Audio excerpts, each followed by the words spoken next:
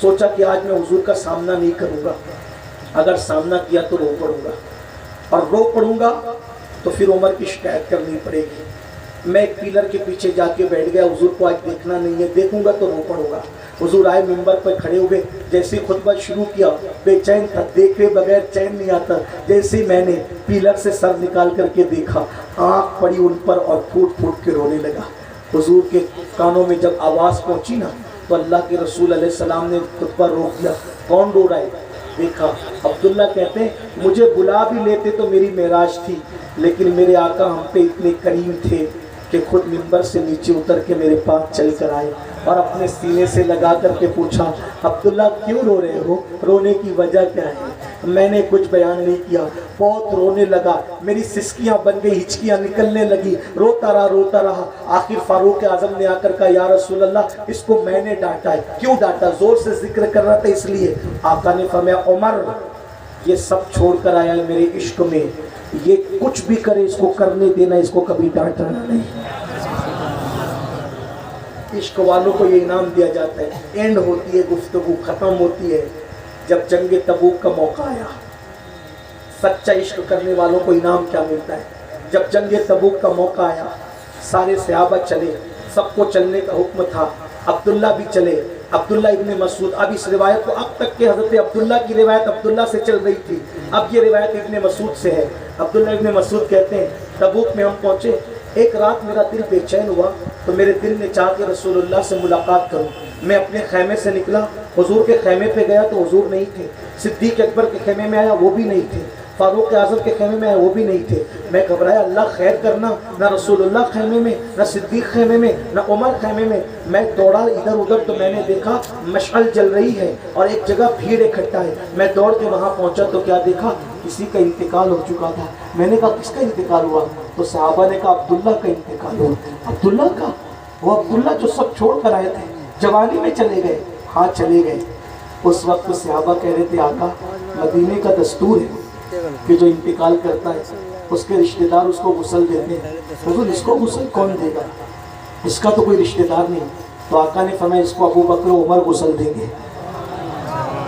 عشق والوں کو انعام کیا ملتا ہے؟ صدیق و فاروق نے غسل دیا، غسل دینے کے بعد دونوں قبر میں اتر گئے۔ جب اترے تو سرکار علیہ السلام نے فرمایا باہر آ جاؤ۔ صحابہ نے کہا ہمارے ماں باپ آپ پہ قربان آقا، جو رشتہ دار غسل دیتے اکثر وہی تو قبر میں داخل ہونے کے لیے جو ہے وہ لٹانے کے لیے داخل ہوتے ہیں۔ آقا فرماتے باہر آ جاؤ، اس لیے کہ عبداللہ کو میں اپنے ہاتھ سے اس کی قبر میں لٹاؤں گا۔ اور پھر سنیو، لوگوں کی قبر میں بعد میں آتے ہیں، عاشقوں کی قبر میں تو لٹانے بھی تشریف لے آتے ہیں، جنازے میں بھی شریک ہونے آ جاتے ہیں۔ ان کے کرم کی باتیں کوئی عشق کر کے تو دیکھے۔ سچی بات یہ ہے ہم نے صرف دعوے کیے ہیں، ہم نے سچا عشق نہیں کیا۔ میری قوم کے جوانوں سب سے پیار کر چکے، سب سے عشق کر چکے، ان سے بھی کر کے دیکھو۔ سب کے لیے رو چکے، ان کے لیے بھی رو کے دیکھو۔ حضور تاج الشریعہ کہتے ہیں رو چکا یوں تو میں اوروں کے لیے خوب مگر، رو چکا یوں تو میں اوروں کے لیے خوب مگر، اپنی الفت میں رلاؤ تو بہت اچھا ہو۔ سب کے لیے رو کے دیکھا ہے، کبھی ان کے لیے بھی رو کے دیکھو۔ سب سے وفا کر کے دیکھا ہے، کبھی ان سے ہی وفا کر کے دیکھو۔ سب کو قربانی دے کر دیکھا ہے، ان کے لیے بھی قربانی دے کے دیکھو۔ سب کے لیے کچھ نہ کچھ چھوڑ کے دیکھا ہے، ذرا ان کے لیے بھی کچھ چھوڑ کے دیکھو۔ آقا فرماتے ہیں ابو بکر عمر باہر آؤ، میں خود اس کی قبر میں اتروں گا، اپنے ہاتھ سے اس کو دفن کروں گا۔ عبداللہ ابن مسعود کہتے ہیں میں نے دیکھا اللہ کے رسول کی قبر میں اترے اور اپنی باہوں میں عبداللہ کو لیا، اور لینے کے بعد میں دیکھ رہا تھا مشعل جل رہی تھی اور اس کی روشنی میں رسول اللہ کا نورانی چہرہ اللہ اکبر شعائیں بکھیر رہا تھا۔ عبداللہ کی قبر میں حضور کھڑے تھے، اپنے ہاتھ سے حضور نے کفن ہٹایا تو عبداللہ کا چہرہ بے نقاب ہو گیا، اور میں نے دیکھا اس روشنی میں، مشعل کی روشنی میں حضور کی آنکھوں سے آنسو نکل کر داڑھی پر آئے اور بالوں سے نچھاور ہو کر عبداللہ کے چہرے پر موتیوں کی طرح جمنے لگے۔ اس وقت میں اپنا دل پکڑ کر رشک کر رہا تھا۔ ابن مسعود کہتے مجھے کبھی کسی پہ رشک نہیں آیا، لیکن اس دن میں رشک کر رہا تھا اے اللہ کاش اس عبداللہ کی جگہ مرنے والا عبداللہ ابن مسعود ہوتا تو کتنا اچھا ہوتا۔ حضور قبر میں اتار رہے ہیں، کوئی قبر میں نماز لے جائے گا، کوئی قبر میں جہاد کا ثواب لے جائے گا، کوئی قبر میں روزوں کا ثواب لے جائے گا۔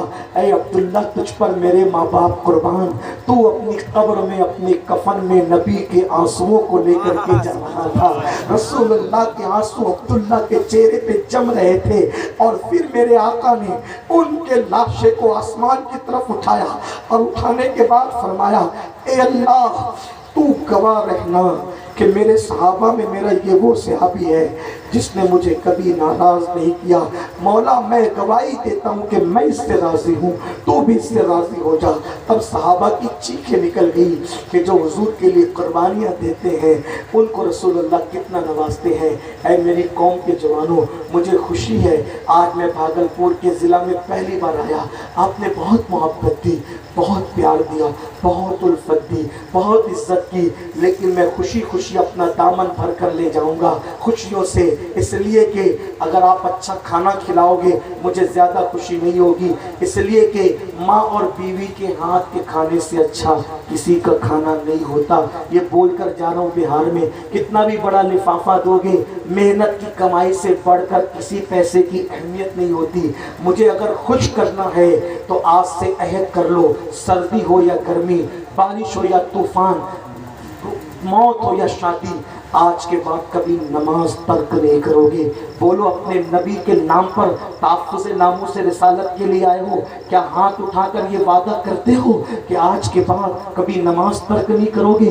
کتنے لوگ ہیں جو اپنے نبی کے نام پہ نماز پڑھنے کا آج سے وعدہ کرتے ہیں؟ ہاتھ اٹھا کر اپنے نبی کو دکھاؤ، امین القادری کو نہیں بلکہ اپنے نبی کو دکھاؤ۔ غلامی رسول میں موت بھی قبول کا نعرہ لگانے والوں مجھے بتاؤ آج سے مسجد بھرو تحریک شروع کرو گے کہ نہیں کرو گے؟ بولو نماز کی پابندی کرو گے کہ نہیں کرو گے؟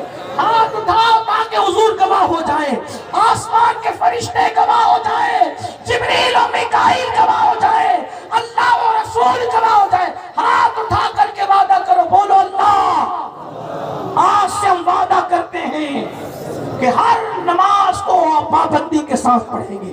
اے اللہ وعدہ کرنا ہمارا کام تھا، اس کی لاج رکھنا تیرے کرم پر ہے۔ ایک آخری بات اس کو تو آخری کہنے چلا تھا، آخری عرض کر دوں۔ غریب نواز کے ملفوظات میں ایک بات میں نے دیکھی، غریب نواز کے قدموں کے ملفوظات، غریب نواز کے ملفوظات میں نے ایک بات دیکھی کہ غریب نواز بیان کر رہے تھے، خطاب فرما، آپ کا بیان جہنم پہ ہو رہا، جہنم کا عذاب بڑا خطرناک ہے۔ ایک جوان کھڑا ہوا، حضرت میں جہنم سے بچنا چاہتا ہوں، آپ چاہتے ہیں کہ نہیں چاہتے؟ بہت ڈھیلا جہنم سے بچنا کون کون چاہتا ہے؟ ماشاءاللہ پتہ ہے نا بھائی جہنم کیا ہے؟ پتہ چلا کہ جہنم بھی نہیں پتہ ہے، سوچتے ہوں گے کہ چلے کوئی بہت اچھا خوبصورت سا کمرہ ہے، مولوی زبردستی ہمیں بچنے کی بات کرتا ہے، تو ایسی بات نہیں ہے، بہت خطرناک جگہ ہے جہنم، عذاب کی جگہ ہے، اس سے بڑھ کر عذاب کی جگہ کوئی نہیں۔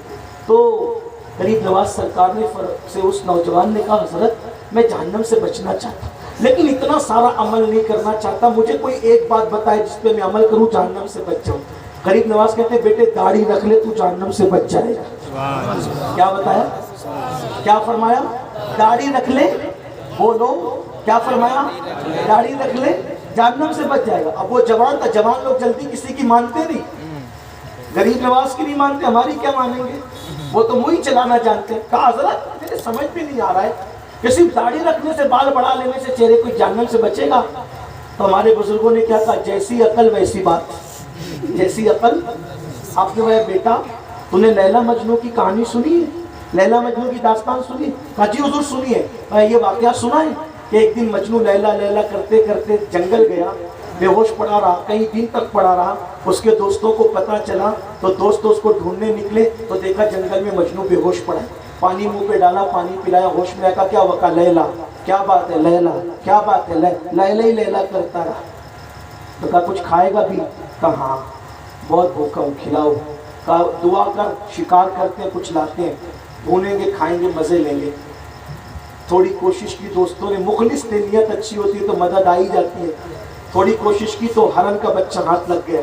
हरन का छोटा खूबसूरत सा बच्चा लाए, कहा चलो मजनू का दिल बहलाएंगे। कहा मजनू हम इसको ज़बा करके कबाब बनाएंगे, सब मिल के दोस्तों साथ में खाएंगे, लेकिन ज़बा तुम करोगे। मजनू ने छुरी ली, हरन के बच्चे की गर्दन पे हाथ जैसे ही छुरी रखी, गरीब नवाज कहते हैं जैसे ही चलाना चाहता था एक सर्द आ खींची, छुरी फेंकी, दोस्तों से हाथ जोड़ के कहा अगर मुझसे मोहब्बत करते हो तो इसको छोड़ दो। दोस्तों ने छोड़ दिया।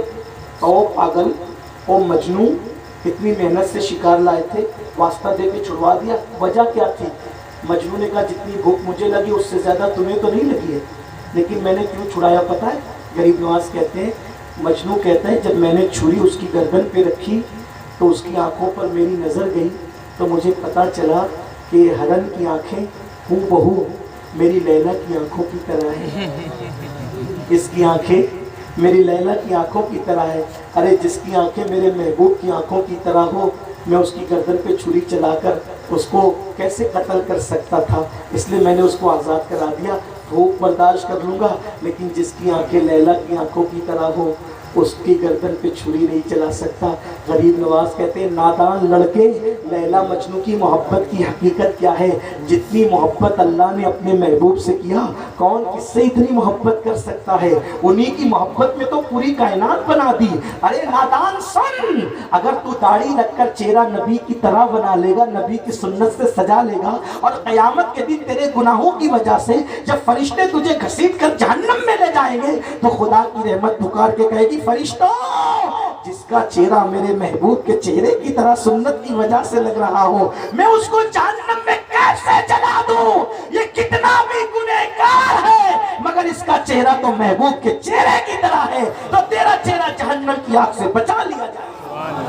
इसलिए अगर जहन्नम से बचना है तो अपने चेहरों पे दाढ़ियां सजा लो, ताकि गुस्ताख रसूल को कड़ा जवाब दे सको।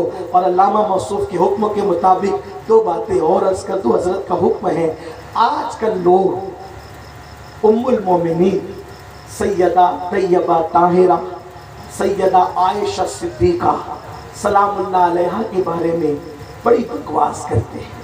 हम कहते हैं आयशा को कौन जान सकता है? सैयदा आयशा मुफ्ती चार मिल्लत हैं और उनकी शान बहुत बड़ी है। इतनी बात बता दूं कि आयशा सिद्दीका उम्मुल मोमिनीन की शान ये है, जब मुनाफिकीन ने आप पर इल्जाम लगाया, इल्जाम बड़ी बड़ी हस्तियों पे लगे, हजरत यूसुफ पे इल्जाम लगा तो एक नन्हे से बच्चे के जरिए से उनकी पाकीज़गी की गवाही दी गई। मरियम पे इल्जाम लगा तो उनके नन्हे शीरखार बच्चे के जरिए से उनकी पाकीज़गी की गवाही दी गई। लेकिन जब महबूबाए महबूब रब्बुल आलमीन सैयदा आयशा पर लोगों ने भौंकना शुरू किया तो अल्लाह रब्बुल इज्जत ने खुद उनकी शान में कुरान की आयतें बयान फरमाई। और बरेली का ताजदार उसको यूं बयान करता है, शमा दिल मिशकात तनसीना जुजाजा नूर का, तेरी सूरत के लिए आया है सूरा नूर का। मेरी कौम के जवानों, अम्मा आयशा सिद्दीका वो खातून है कि जिसके बिस्तर पे कुरान नाज़िल होता था। हम तो इश्क में कहते हैं कि बिस्तर आयशा रश के तूर भी है और रश के अर्श भी है, इसलिए कि तूर पर मूसा जाते हैं और बिस्तर आयशा पे जाने मूसा तशरीफ लाते हैं, और तूर पर तौरात आती है और बिस्तर आयशा पर कुरान मुकद्दस नाजिल होता है, और अर्श पर नबी कभी कभी होते हैं और बिस्तर आयशा पर हमेशा जलवागरी हुआ करती है। ये शान है बिस्तर आयशा की। जिसके मुकद्दस बिस्तर की ये शान हो, उस हस्ती की अजमत का अंदाजा कौन कर सकता है?